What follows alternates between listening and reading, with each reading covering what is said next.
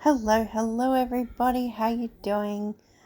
Tonight in this video we are looking at doodling and just enjoying the moment, creating on top of resin with some Posca markers. So the idea of this one was to keep the colours subtle, to match in with the resin. So the resin requested behind this was yellows. So there is a couple of yellow pastes in there. There's some mica powder pigments and also a gold and a little bit of white in through that resin. You can also see where I've used clear resin over the top of that once it was dry, and just breached that line of the yellow a little bit because I actually want to just tiny bit go over that with the Posca markers to hopefully make it look like it breaks up that line. So we'll see how that goes.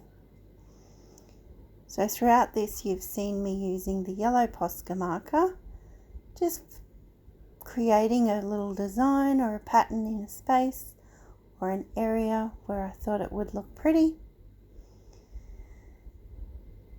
And then it does look really cool. I really just relaxed while doing it, and I look forward to doing another one. So now I've just got a fine tip Posca marker, and that one is in gold. So not only will it give a little bit of color to that top layer, but it'll also, depending on the angle you're looking at it, give it a bit of a shimmer. So I look forward to doing another one, as I mentioned before, and I have been requested for a blue one, so I think that would look pretty amazing. Different shades of blue and silver. I would use a silver metallic on the blue one. There we go. So I hope you're enjoying this. It is very quick and we are just skimming through.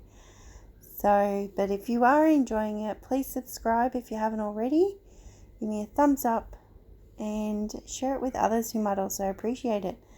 And if you think this has inspired you, leave me a comment below just to say, hey, I enjoyed that. I think I'll try that too. So there's a snapshot of how it looks with the gold and the yellow now. So I missed filming the white, but just with a few little extra touches of another fine tip Posca marker in white. And that's how it looks. So it just gave it that little bit of bright pop, having the white there. So on top of this, I'll give it another coat of resin to seal that in. And here we are. It's all completely finished now. The back was sanded. Everything looks great. So super happy with this. And I'll flip it over in a moment and show you that back bit. And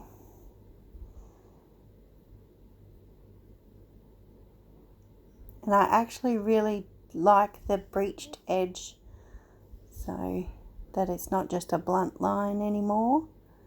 And there's that back.